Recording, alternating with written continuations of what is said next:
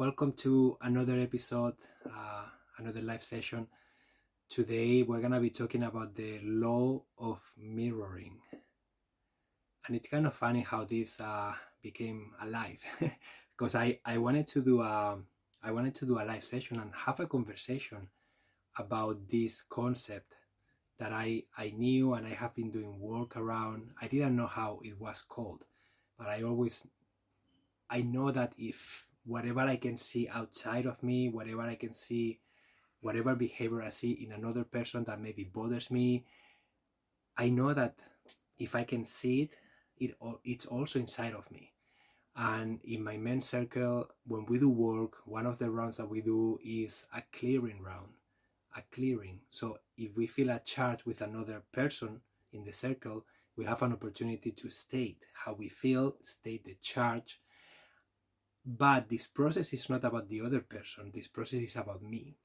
So if, for example, I am feeling frustrated with a person and I am judging them to be, you are lazy, or you didn't show up, or you are X, Y, and Z, after what I have to do, I have to own those judgments, those projections in myself. And I have to look in myself, in my life, where am I lazy? Where am I not showing up? And it's an opportunity for me to take responsibility for what I just said. And I always found that it was such a powerful process. It was such a courageous process. And when I was trying to put together this topic for today, I just went online and I say, how is this called? I don't know. And then I found it. It's called the law of mirroring. It's also called the law of mirrors. It's similar to the law of attraction, but quite not the same, but it's similar, it's connected, it's one of the universal laws that we can explore. So yeah, today I really wanted to talk about this topic, and I really wanted to have a conversation because I'm not an expert by any means, but I think that this is something that you guys should be aware of, that you guys should be curious about. I want you guys to start using this tool, this strategy to start questioning and to start becoming aware of stuff in your own life by how you feel with other people. And yeah, we can expand more in how to do that in a second. Okay. Jane says, first time live, but I just finished your course. Jane, amazing. What course did you finish, if you want to share? And thank you so much for taking the course, for taking the time, and for being live. Yeah, amazing. So yeah, guys, what do you think about this law? Is this something that you are familiar with, the law of mirroring? Have you used it? Have you noticed it? Or is this completely new to you? I just want to know. Jane says, the cluttering and organizing, it was great. Amazing, Jane. Thank you so much. I always enjoy having people in my life that come from my courses, and I also enjoy a lot supporting you guys in the course classroom, in my courses. And it's just so funny how you guys jump from place to place and how you get the support that you need in the best way that you need. So that's amazing. Kim says, yes, before. Please explain again, Laura says. Yeah, so Laura, today I want to have a conversation about the law of mirroring. And the law of mirroring states that everything that you can see outside of you, it's inside of you too. So you cannot see something outside of you if it doesn't exist inside of you. And this is really practical when with other people's behaviors that maybe may frustrate you. And you may say, oh, that person is driving me crazy, or that person is lazy, or that person is doing X or doing Y and Z and whatever. So you are getting emotionally charged. The law of mirroring states that if you are frustrated, if you are reacting to something in the other person, it's because it exists inside of you too. So this is an opportunity for you to use your metacognition executive functioning skill that allows you to reflect, allows you to be mindful, to come to the present moment, to really notice, like, wow, I am feeling frustrated with this person. I am feeling frustrated with this specific behavior. I am judging that this person is lazy. I am judging that this person is not taking care properly of this task, I am judging that this person is not taking this seriously. So then I invite you to look inside, and where can you own those projections, those judgments that you are using with the other person? Where in your life are you lazy? Where in your life are you not showing up? Where in your life you are not taking care of something seriously? And then this is an opportunity for you to really become aware and recognize that part of yourself that maybe was hidden, maybe was in the shadow that you couldn't see before. And this is a really great opportunity. This is called shadow work. Basically, shadow work means that we have a lot of patterns and behaviors that are in the shadows, that we cannot see them. They are unconscious, and we are shining the light on them. And the law of mirroring is a great tool to help you bring things to the light, to help you become aware of something that you didn't know before that exists in you, that you are maybe doing, but you were oblivious to. So Mora says, I know when someone's actions bother me, there is something about myself I need to address. Beautiful, Mora. That's absolutely beautiful. Great awareness. Kim says, very uncomfortable. Laura says, oh yes, we can control or adjust our reactions. Yeah, so, and this is what I want to talk about. This is all about how we react. And anytime you catch yourself reacting to something with an elevated emotion and frustration, that means that there is something in there for you to explore. I know that in myself, in my own life, anytime I am feeling charged, anytime I am feeling frustrated, anytime I am feeling stressed, I know that I can do work there. A different story is if I choose to do it or not. Many times I don't have the capacity to do it. I don't want to do it. I want to get distracted and do something else because it's uncomfortable and it takes a lot of energy. But deep down, I know, yes, there is something here for me to address, to become aware, to work, to process, and I could use this for something beneficial. So this is an opportunity for you to really use this tool in that way.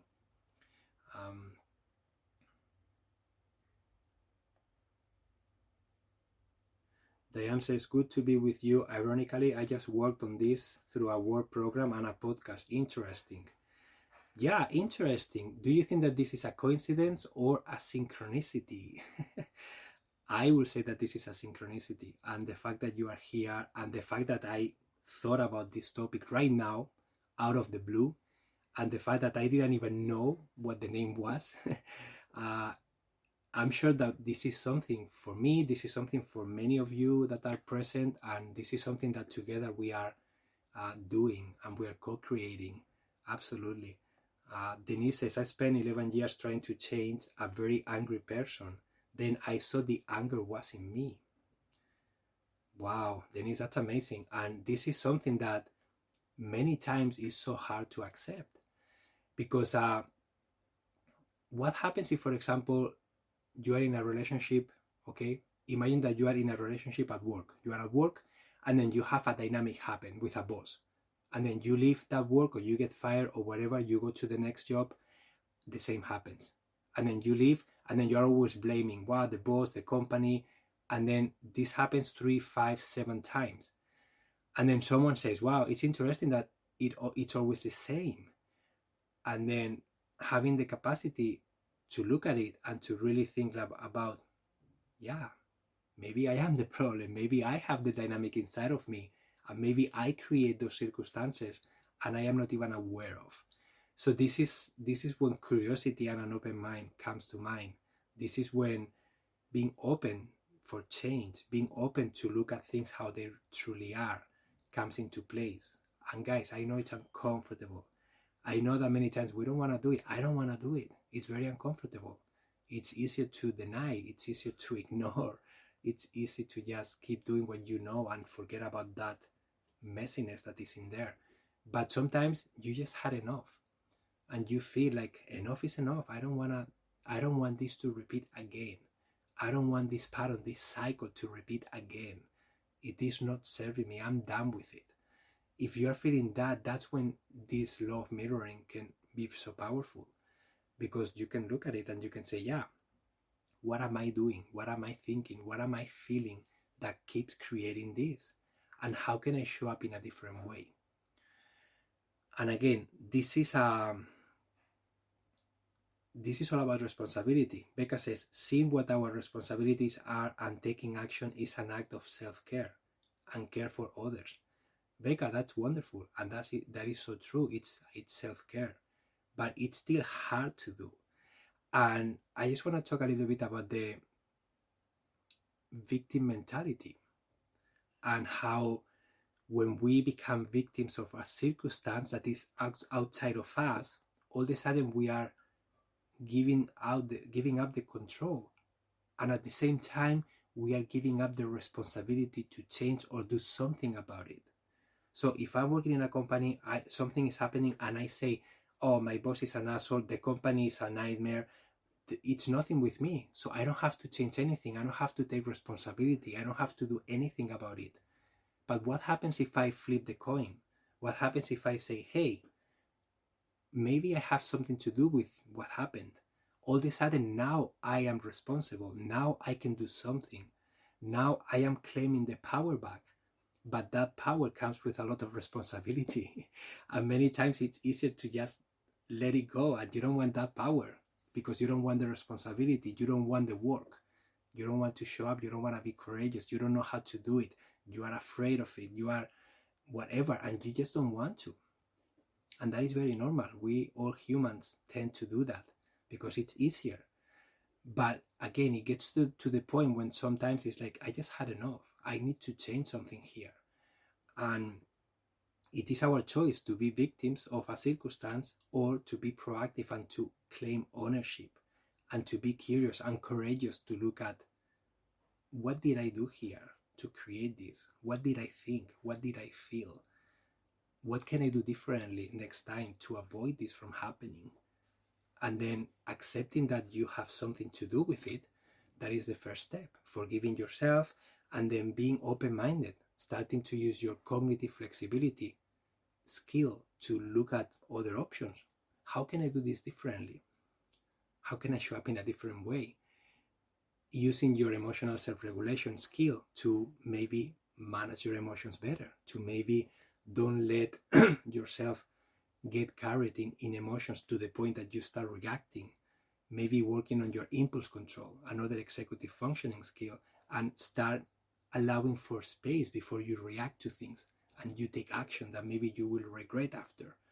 So all this is an opportunity for you to do the work, to be present, to start healing, to start processing, to start transforming old patterns, old dynamics into something new that serves you better. BD says, yes, that ties into codependency. I am the most common denominator in all my relationships, for better or worse.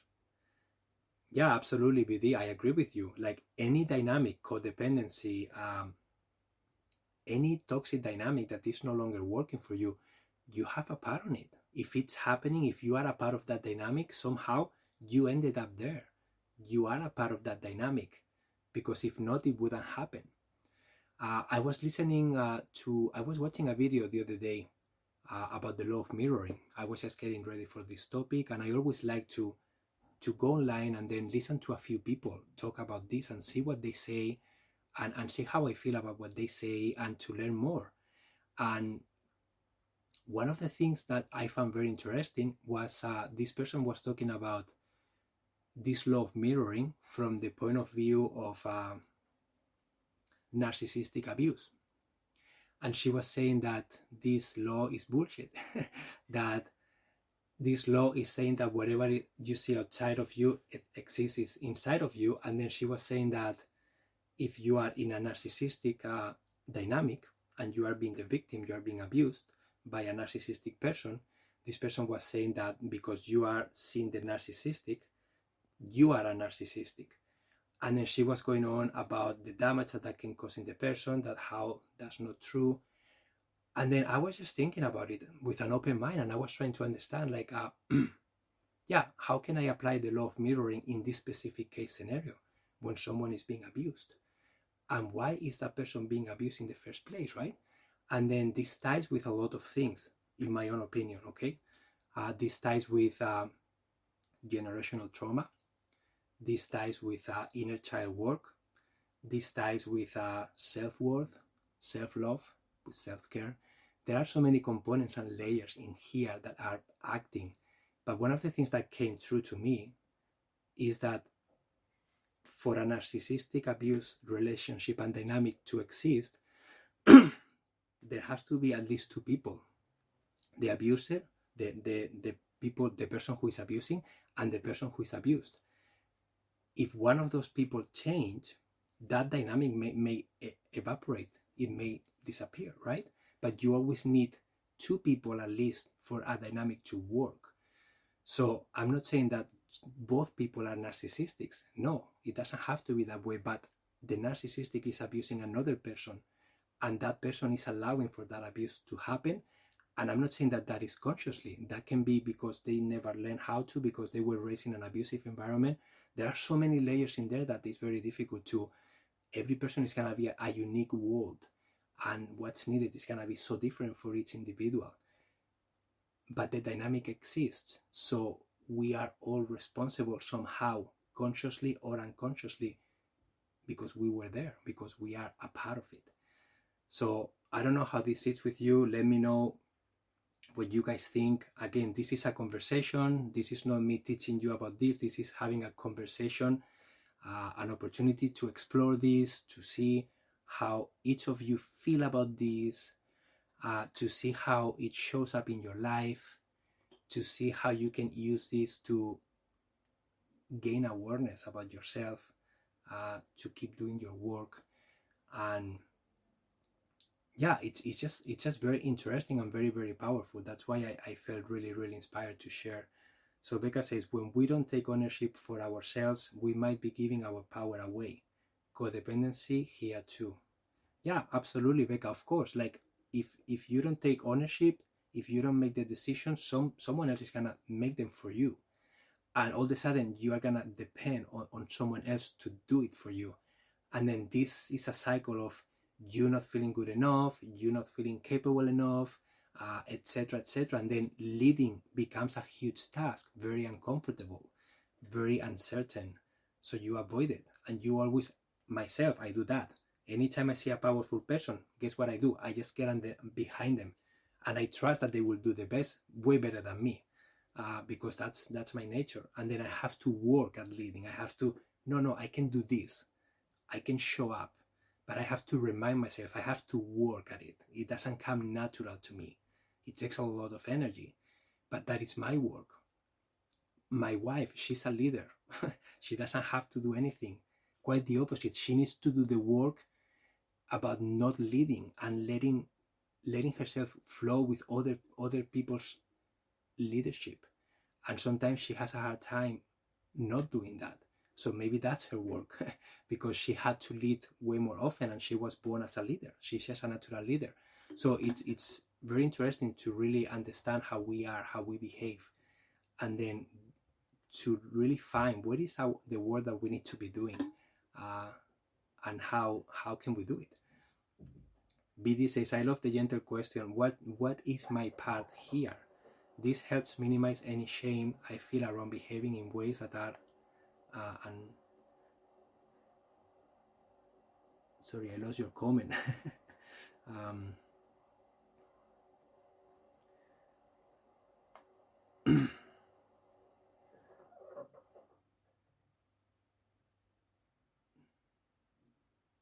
Yeah, I was trying to find the comment, but oh yeah, there you go. Yeah, it helps build self-empathy and self-compassion. Yeah, that's why I always invite you guys to really bring curiosity and an open mind and a lot of compassion. Okay, this is not us finding things to blame ourselves, to feel shameful, to just be bad people towards ourselves. That this is not what I'm trying to get today. This is all about us learning more about ourselves, and very gently start doing something different if that's what we want, if that's what our inner guidance is guiding us towards. It's just one more tool for you to have in your toolbox for for doing self-care work, for doing healing work, for doing communication work. It's one more angle to look at your reality and to become aware of things that maybe you wouldn't recognize at the first.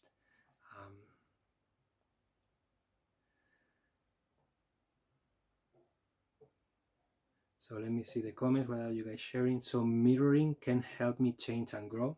Yo, absolutely. Mirroring can absolutely help you change and grow. Okay, and I was sharing before that this is a lot of work that I have been doing in the last few years with my men's circle. We call it, we have a round. When we do the circle, we have different rounds, and one of the rounds that we do is it's a clearing round. And a clearing round, it's about you noticing what's present for you with another man, with another person in that circle. And many times I may feel something with another man. I may feel like I am frustrated about this behavior that I saw in this specific man, or I am charged about the comment that he said before, or there is something that is inside of me. And then that's an opportunity for me to look and use the law of mirroring, because that person, this is not about that person or what I think about that person. This is about me owning what I'm saying to that person. So basically that person is putting a mirror and I am just looking at myself.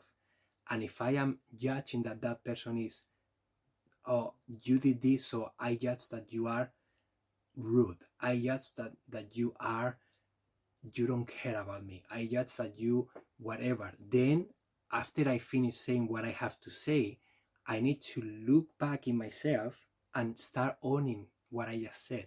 Where am I rude in my life? When or in what area of my life I could show up in a different way? And then I have to own that in my own life. And that's an opportunity for me to do a very deep work of becoming aware. That's shadow work. That's becoming aware. It's an opportunity for me to explore something new that I didn't know about myself. And that person was the mirror for me. So I am really grateful that maybe that person came to the circle that night. And you have to be very courageous to do this work, because you are basically judging something to the other person, but the other person has to also be strong enough to know that it's not about them. It's about the person doing the work.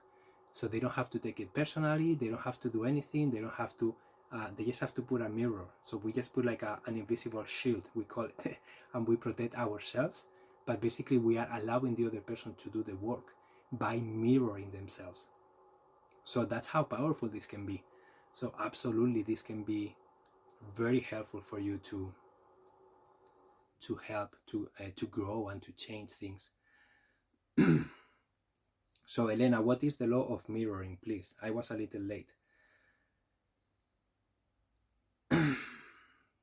Yeah, thank you, Marilyn. Elena, what bothers us in others, we have in ourselves. Yeah, basically the law of mirroring, Elena, and this is a quick Google search and you will find the definition everywhere. But basically the law of mirroring states that whatever you can see outside of you exists inside of you. Basically everything outside of you is a reflection of yourself. Okay, that's basically what the law of mirroring states. So Maura says, I am sometimes a doormat because I carry guilt on not being strong enough, a pattern of being a victim. I have made progress. Maura, amazing, you are aware, right?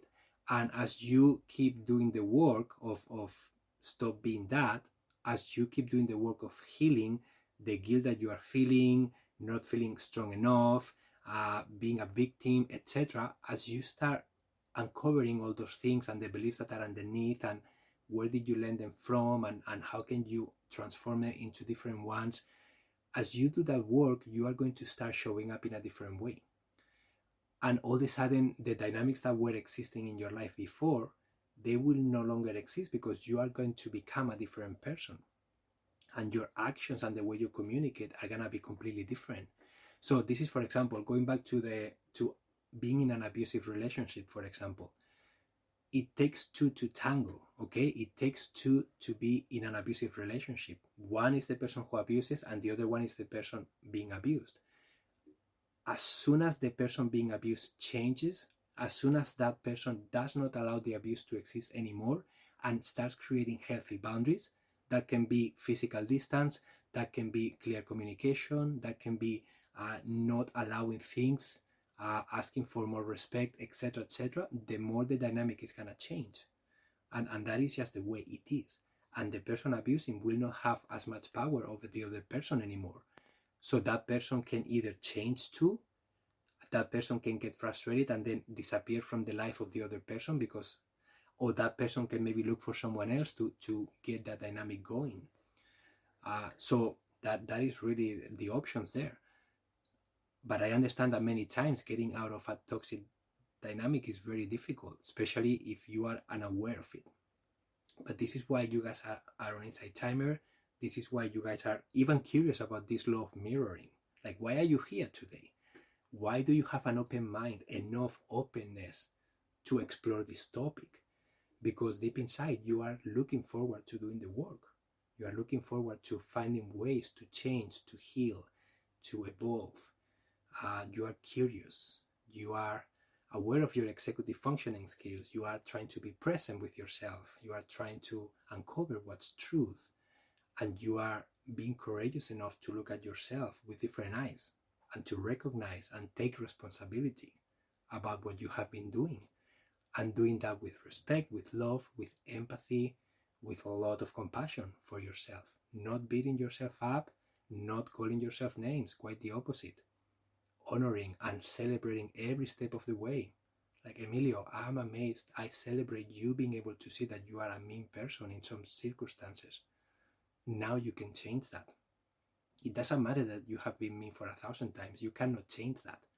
But you can change moving forward what I want to do about being mean. And I understand that I am mean so many times with others because I feel stressed.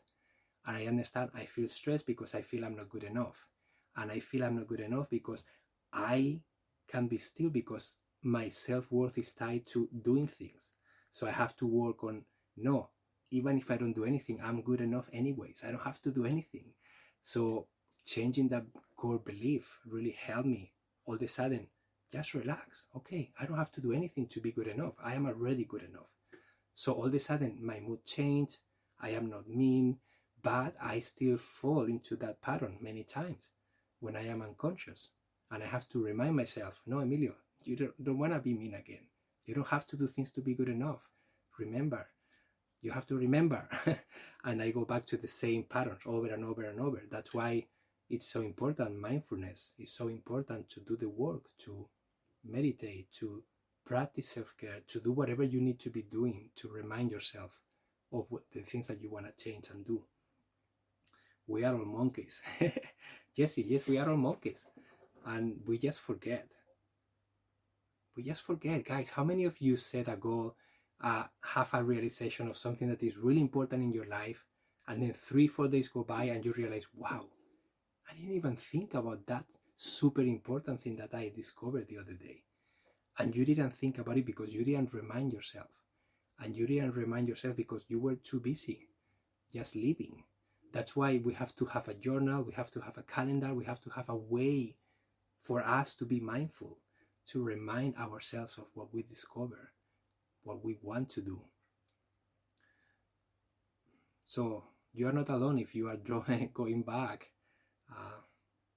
All of us do the same thing. So guys, what's coming up for you so far? Like, I've been talking a lot. I just want some questions now. What do you think about this law? How do you see yourself using it?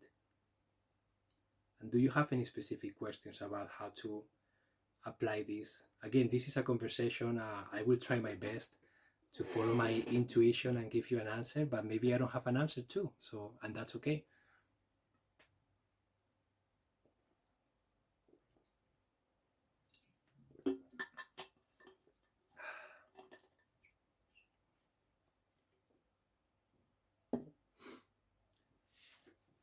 Yeah, so far, what has been the most impactful thing for you from this session, the most helpful?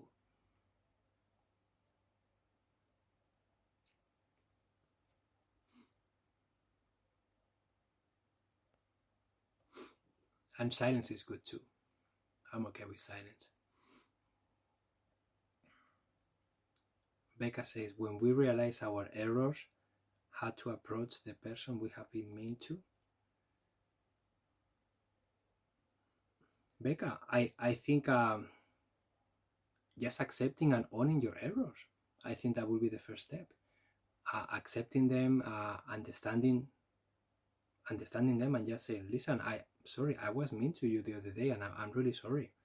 I am doing some work about understanding why I get mean sometimes, and I have been recognizing and discovering that I tend to be mean. This is my own example. I tend to be mean when I feel stressed, and I notice that I get stressed when I feel I'm not doing enough, or when I feel I'm being late, or when I am multitasking and someone interrupts me, and then all of a sudden I lose like track of what I was doing. That stresses me out, and when I get stressed I get mean. So I'm really sorry and I apologize, and then I will explore what do I need. And I do this with my wife, because many times I am mean to her, and then she say, Emilio, I don't understand, why are you being mean? And then she doesn't take it. That's the thing. Like, this is not me abusing her. She will not take anything. She will just like call me out right away, and that's what I love from her, that she will just call me out and I have to do the work immediately. So then I try to create a boundary. I try to like say, okay, Sam, next time, instead of me getting to this state of being mean, I'm gonna close the door. Or if I'm wearing this cap, that means that I'm not to be interrupted. Or if I do this, that means that I don't want to talk right now, or whatever. We just make up something to move forward in a different way. So again, accepting what it is, owning your part, and then being flexible and curious enough to ask the person, like, how can we deal with this in a different way? That's what I suggest. And then I will use this law of mirroring to really look. And then when you are being mean, like, or the other person is being mean to you, or you notice a behavior, where does that behavior live, and where does it show up? Starlight says, I can see a beautiful world. Does that mean it exists in me, or is it possible to make it a reality? Starlight, it's the same. So we are not only talking about bad things here or toxic things. It's the beautiful is the same. If you see love, if you see beautiful things in the world, that's because they exist in you too. Okay. So one of the exercises that I read that some people do is when they notice a toxic dynamic, and they notice that they have that too in them, they do an exercise of how can I transform this into a positive one. And they just write things that they are grateful for. For example, they take a specific person, maybe that person was mean to them, so they recognize that behavior, and then they look at themselves and they recognize that they were being mean to, and then they try to think about things to be grateful about that specific person, and then they will just go to the person and maybe tell them, like, listen, I honor this from you, I'm grateful for this, and then all of a sudden they are transforming that into positive.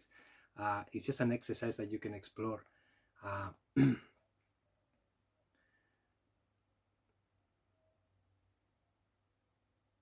So healing is not passive. I need to consciously focus and take action. Yeah, Maura, unfortunately, healing is not passive. Many times doing the healing work requires a lot of work and energy. It does. And many times it's painful, and many times it's very uncomfortable. So yeah, majority of the times healing can be very uncomfortable, but it's very healing at the same time.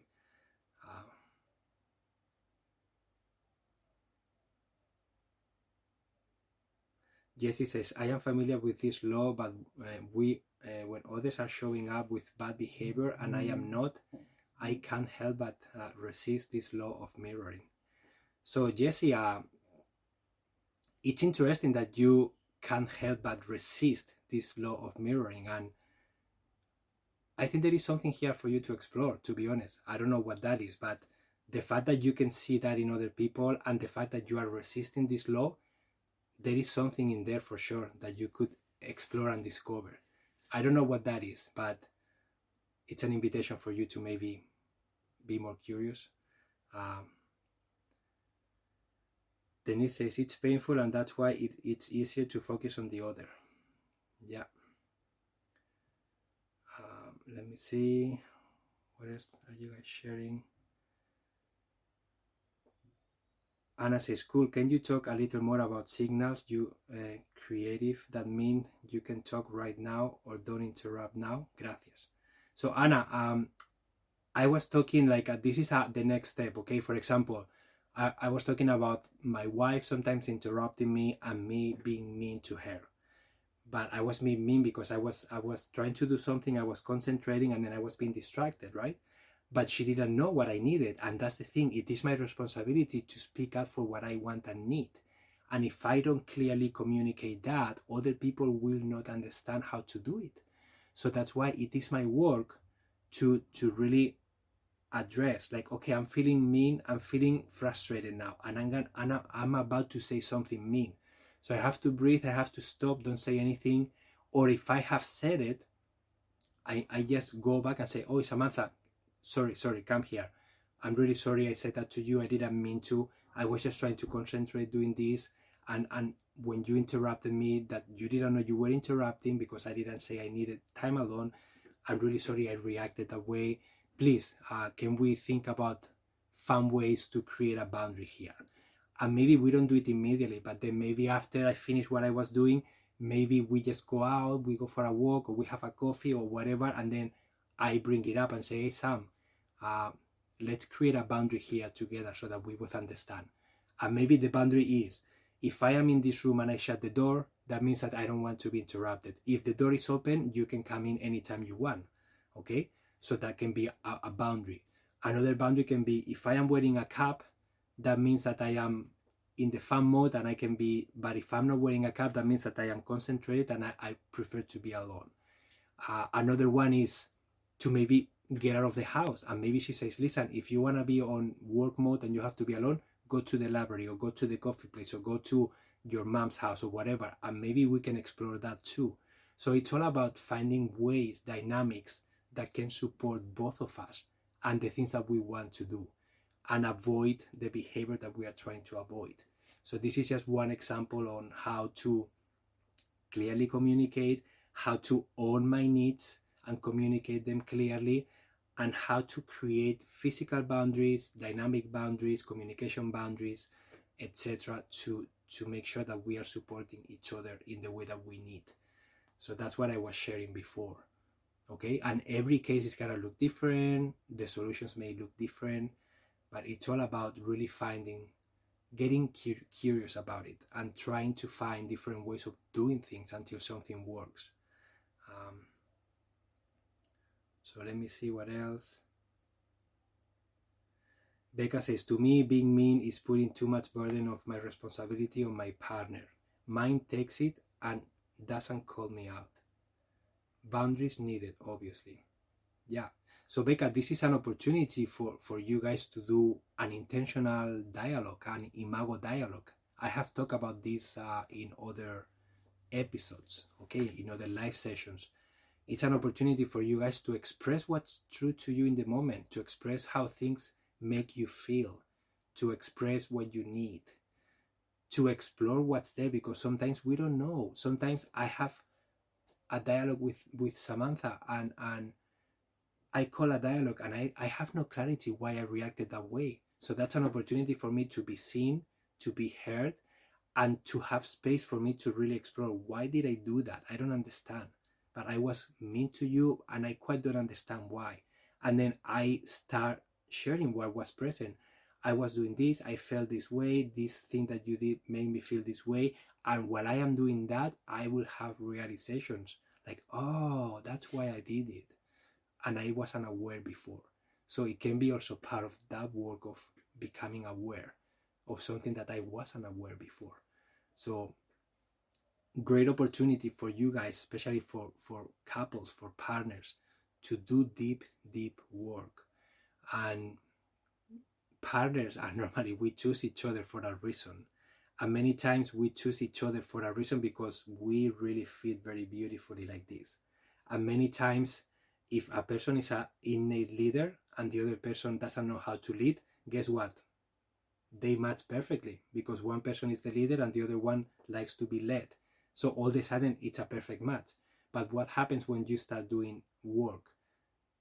The person leading needs to learn how to stop leading. The person that doesn't lead needs to start stepping in and doing more, and then that can be messy.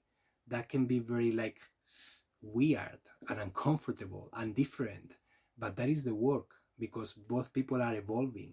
And the same with abusive relationships, the same with any dynamic that has been toxic and both parties want to change.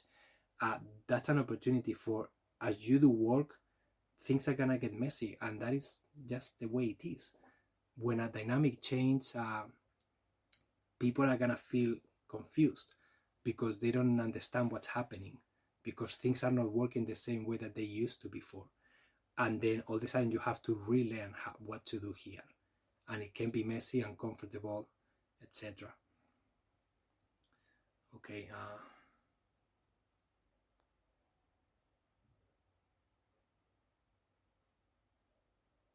So Julie says, I came in late just as you were talking about having a choice in the moment, when conscious and aware, moving forward to change all patterning.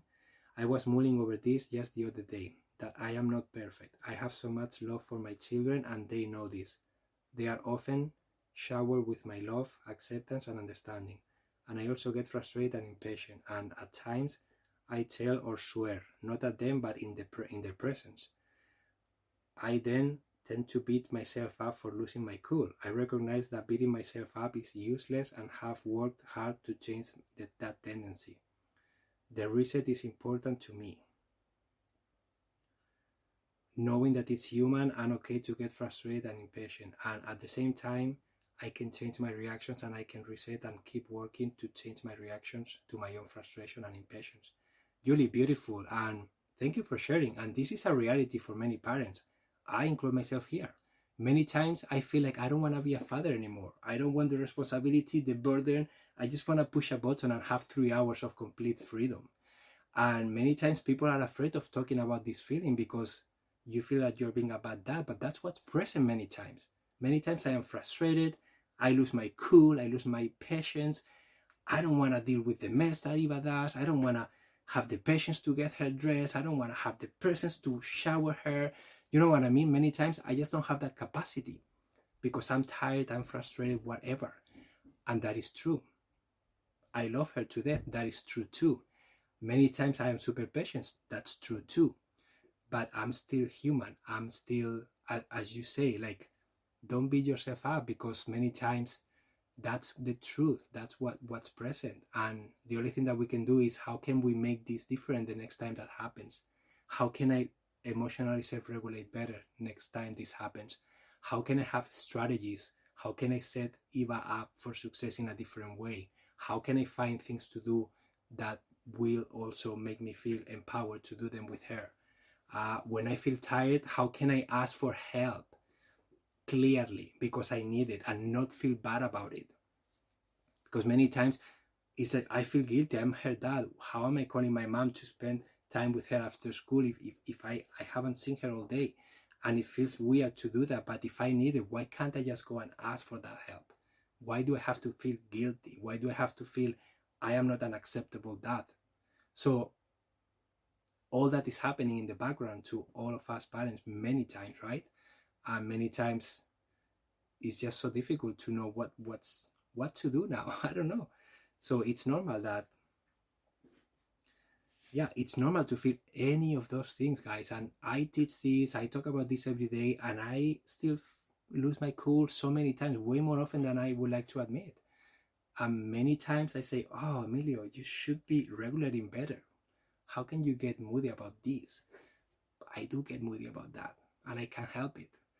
So I'm still working, and sometimes I don't want to do the work. Sometimes I want to stay moody. I want to stay frustrated, and my wife tells me, like, Emilio, get out of that. I don't want to. Leave me alone.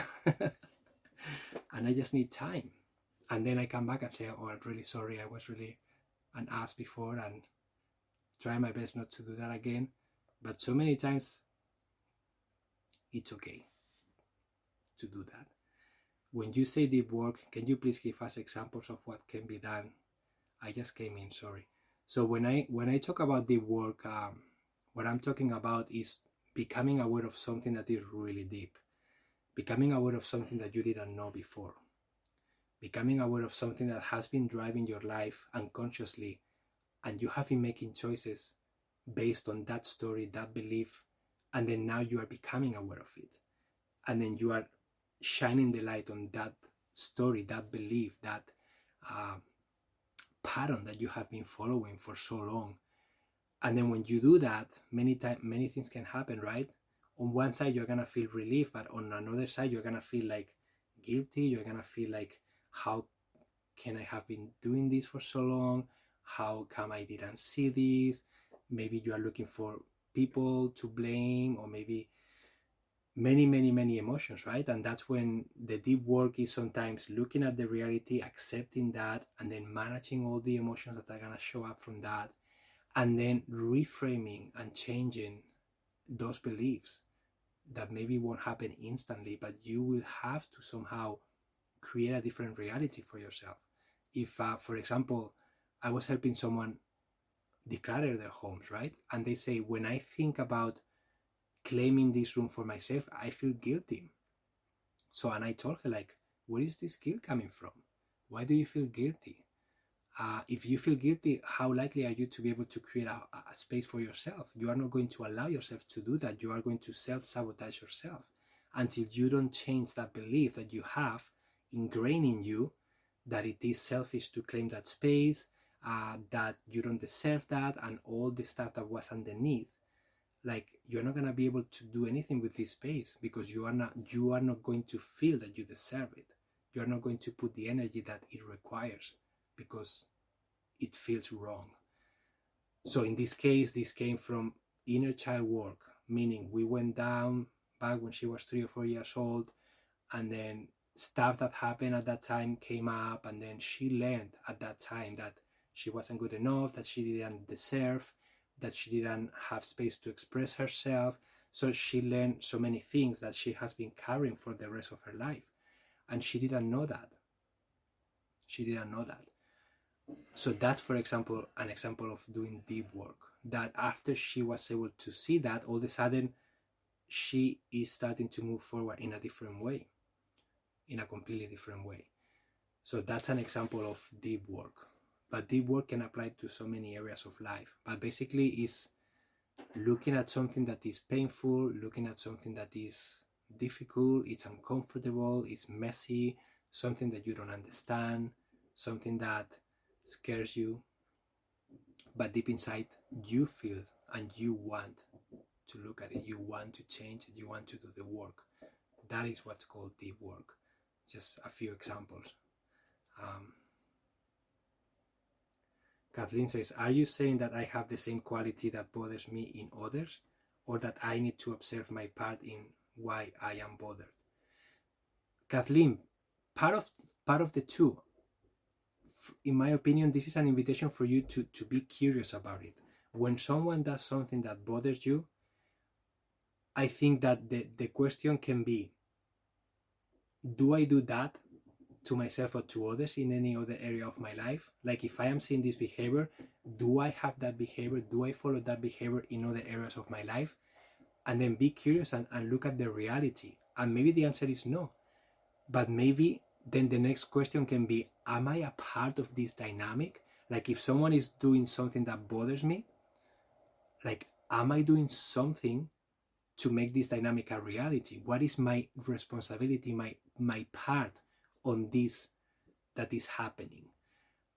And again, look at what is, look at the reality, and then accept whatever is true there for you.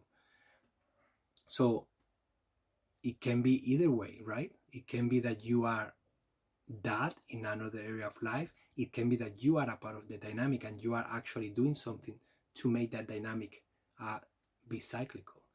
So every specific example is going to be different, right? So this is not a law that is 100% always the same. This is going to be very subtle, very you have to follow your inner guidance to really understand how to use it.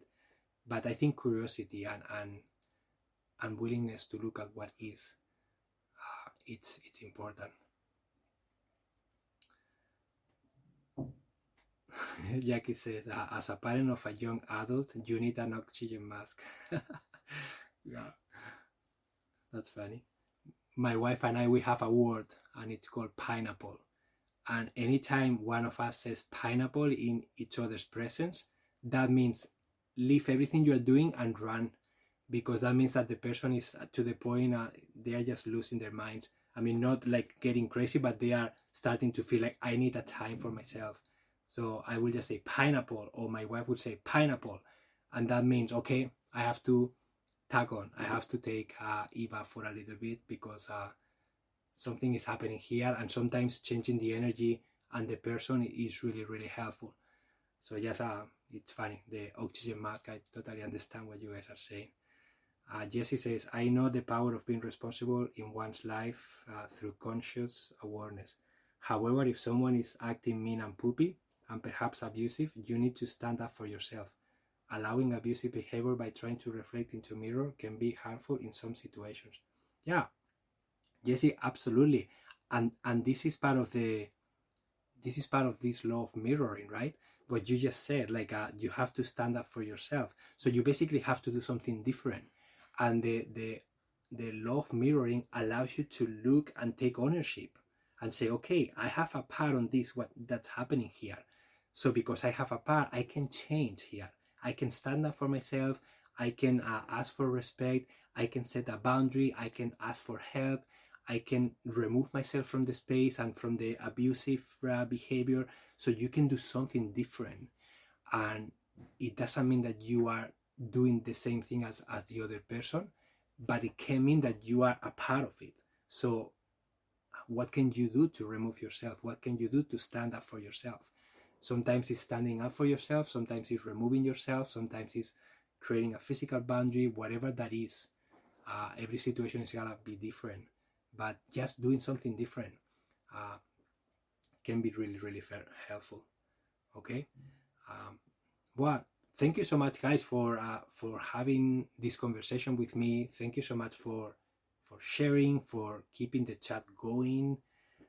This is a topic that I really wanted to touch, because I feel that I talk about intentional living, I talk about decluttering, I talk about habits, routines, communication with others, and I feel that this law of mirroring, just being aware of it, being able to use it to question, to really look at yourself from a different perspective, and to really take ownership on whatever you are doing and the impact that that can have in others and the dynamics that are happening in your life right now, that can be really, really helpful for you and helpful for others. So I hope that today's session was helpful. Emilio, I hope without saying pineapple you still can enjoy the fruit. I love pineapple, yeah, but I don't know why we chose pineapple, to be honest, but it's just the word that we chose. Yeah, so guys, thank you so much. I really, really enjoyed today's session. I really enjoyed the conversation. As I say, I'm still learning about this. I thought it was worth it to have this conversation, to share, and I hope that you can get started using this in your life in a practical way. Okay, so thank you so much for your donations. I see a couple coming in. If you can support me with a donation, I will accept them gratefully. I also invite you to join my courses. I have 5 courses that you can join right now on Insight Timer, and I have more on my website if you want to check it. And for you to know, I record all these sessions and they are available to you to listen or watch after, and you can share them with others. So you can go to my profile link and you can find an option that says recordings from live sessions, and you can find all the information there. And if any of you are looking to do deep work and you think that I can be the right person to guide you through that, I also have a one-on-one opportunity for you that you can find on my profile link. Okay, I will be honored to explore the idea of supporting you if that's what you feel. Okay, yeah. And now Insight Timer changed how the donations work, so 100% of the donations come to the teachers now. So I'm really, really grateful about that, because before it wasn't like that. So now I feel very confident to say donate. Okay, so guys, have a wonderful weekend, and I will see you on Tuesday. Okay, until then, take care and start practicing and questioning and becoming aware of the law of mirroring these few days. Okay, Adiós.